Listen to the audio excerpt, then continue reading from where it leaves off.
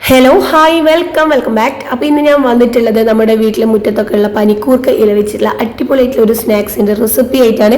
അപ്പോൾ video skip ചെയ്യാതെ ഫുള്ളായിട്ട് കണ്ടു നോക്കുക. കണ്ടുകൊണ്ടിരിക്കുന്ന സമയത്ത് നിങ്ങൾക്ക് എൻ്റെ വീഡിയോ ഇഷ്ടമാവുകയാണെങ്കിൽ ലൈക്ക് ചെയ്യാനും ഷെയർ ചെയ്യാനും, പുതുതായിട്ട് കാണുന്ന വ്യൂവേഴ്സ് ആണെങ്കിൽ സബ്സ്ക്രൈബ് ചെയ്ത് സപ്പോർട്ട് ചെയ്യാനൊന്നും മറക്കല്ലേ. വളരെ എളുപ്പത്തിൽ നമുക്ക് ഉണ്ടാക്കിയെടുക്കാൻ കഴിയുന്ന ഒരു സ്നാക്സ് ആണ്. കുട്ടികൾക്ക് സ്കൂളൊക്കെ വിട്ട് വരുമ്പോൾ നമുക്ക് പെട്ടെന്ന് റെഡിയാക്കി കൊടുക്കുക. അപ്പോൾ നേരെ വീഡിയോയിലേക്ക് പോവാം.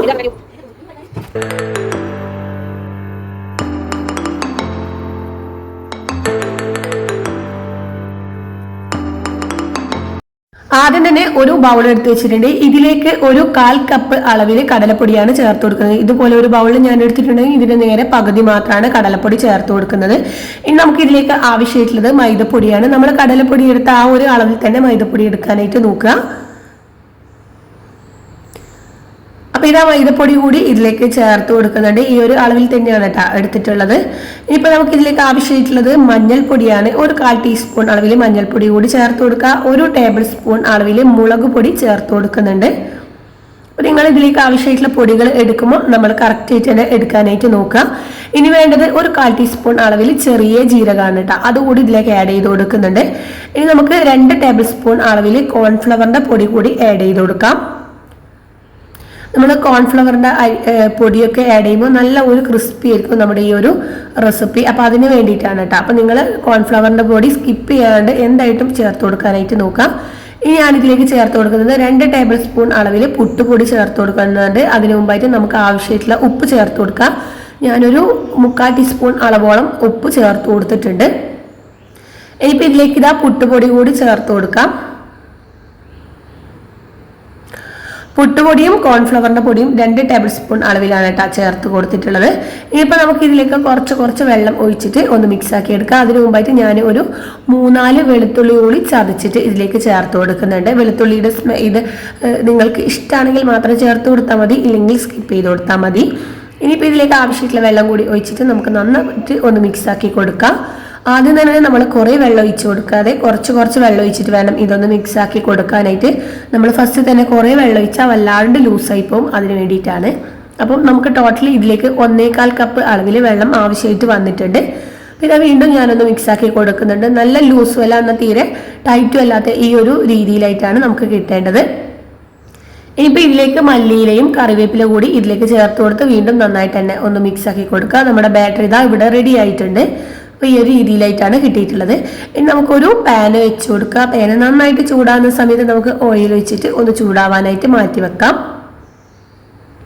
അപ്പം നമ്മൾ പാനിൽ കുറേ എണ്ണയൊന്നും ഒഴിക്കേണ്ട കേട്ടോ. കുറച്ച് എണ്ണ ഒഴിച്ചിട്ടാണ് നമുക്കിത് റെഡിയാക്കേണ്ടത്. അപ്പോൾ ഇതിൽ സ്നാക്സ് റെഡിയാക്കാനായിട്ടുള്ള ഇല ഞാൻ എടുത്തിട്ടുണ്ട്. നമ്മുടെ ഈ ഒരു പനിക്കൂർക്കയുടെ ഇല വെച്ചിട്ടാണ് ഈ ഒരു സ്നാക്സ് ഉണ്ടാക്കിയെടുക്കുന്നത്. അപ്പോൾ നമ്മൾ കുട്ടികളൊക്കെ സ്കൂളൊക്കെ വിട്ട് വരുന്ന ടൈമിലേക്ക് നമുക്ക് ഉണ്ടാക്കി കൊടുക്കാൻ പറ്റുന്ന അടിപൊളിയായിട്ടുള്ള ഒന്ന് തന്നെയാണ്. കഫക്കെട്ട് ഒക്കെ ഉണ്ടാവാൻ നമ്മൾ അധികം ഉപയോഗിക്കുന്ന ഒരു ഇലയാണ് ഈ ഒരു പനിക്കൂർക്കയുടെ ഇല. ഇത് വെച്ചിട്ട് ഒരു സ്നാക്സ് ആണെങ്കിൽ കുട്ടികളൊക്കെ ഇഷ്ടത്തോടെ കഴിക്കുകയും ചെയ്യും, രോഗങ്ങളൊന്നും വരുമില്ല കേട്ടോ.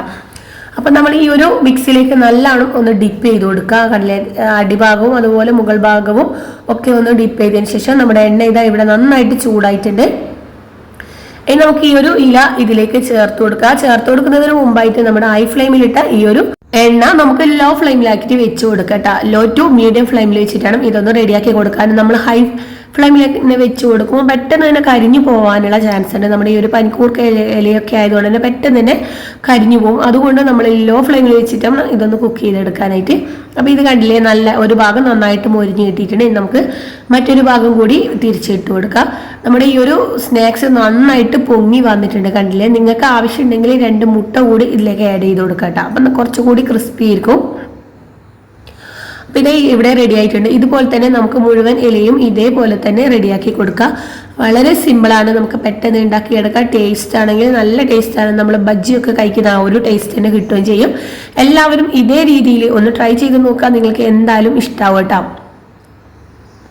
അപ്പം ഇതുപോലെ നമുക്ക് മുഴുവനും ഇതുപോലെ തന്നെ ഒന്ന് ചുട്ടെടുക്കാം. അപ്പം നമ്മുടെ ഈ ഒരു ഇലയൊക്കെ നന്നായിട്ട് തന്നെ പൊങ്ങി വരുന്നുണ്ട്, എണ്ണയൊന്നും കുടിക്കുന്നൊന്നുമില്ല കേട്ടോ. നമുക്ക് ഉണ്ടാക്കി കൊടുക്കുമ്പോൾ കുട്ടികളൊക്കെ ആണെങ്കിലും ഇഷ്ടത്തോടു കൂടിയിട്ട് കഴിക്കുകയും ചെയ്യും.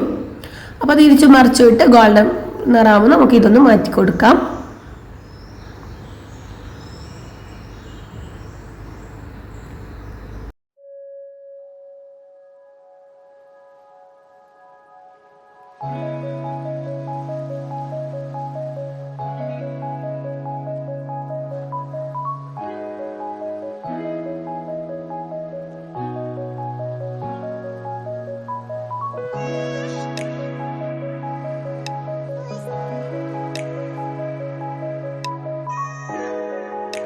നമ്മുടെ പനിക്കൂർക്കയുടെ ബജ്ജി ഇതാ മുഴുവനായിട്ട് ഞാനിവിടെ പൊരിച്ചെടുത്ത് വെച്ചിട്ടുണ്ട്. കണ്ടില്ലേ, കാണാനും നല്ല മുഞ്ചുണ്ട്, അതുപോലെ തന്നെ കഴിക്കാനും അടിപൊളി ടേസ്റ്റാണ്. നമുക്ക് ടൊമാറ്റോ സോസിൻ്റെ ഒക്കെ കൂടെ കഴിക്കാൻ നല്ല ടേസ്റ്റാണ്. അപ്പം എല്ലാവരും ഈ ഒരു രീതിയിൽ ട്രൈ ചെയ്ത് നോക്കുക. നിങ്ങളുടെ കുട്ടികൾക്കായാലും മുതിർന്നവർക്കായാലും ഒരുപാട് ഇഷ്ടപ്പെടുന്ന ഒന്ന് തന്നെയാണ്. അപ്പം ഞാനിതാ ഇതൊന്ന് കട്ട് ചെയ്തിട്ടും കൂടി കാണിച്ചു തരാം. കണ്ടില്ലേ, നമ്മുടെ ഉള്ളൊക്കെ നല്ല ആയിട്ട് വെന്ത് വന്നിട്ടുണ്ട്. നമ്മുടെ ഈ ഇലയൊക്കെ നന്നായിട്ട് തന്നെ ചുരുങ്ങി കിട്ടിയിട്ടുണ്ട്. അപ്പോൾ നിങ്ങളെല്ലാവരും ഒന്ന് ട്രൈ ചെയ്ത് നോക്കുക. എന്നിട്ട് കമൻറ്റ് ബോക്സിൽ കമൻറ്റ് അറിയിക്കുക. പുതുതായിട്ട് കാണുന്നവരാണെങ്കിൽ സബ്സ്ക്രൈബ് ചെയ്ത് സപ്പോർട്ട് ചെയ്യുക. നിങ്ങളുടെ വിലയേറിയ അഭിപ്രായങ്ങളൊക്കെ അറിയിക്കാനും മറന്നുപോലെ. ഇതുപോലുള്ള നല്ല നല്ല റെസിപ്പീസ് ഞാൻ മുമ്പ് ചാനലിൽ അപ്ലോഡ് ചെയ്തിട്ടുണ്ട്. അപ്പം കണ്ടില്ലെങ്കിൽ ഒന്ന് കണ്ടു നോക്കുക. അടുത്ത നല്ല വീഡിയോ ആയിട്ട് കാണുന്നവരിക്കും. Bye, thanks for watching.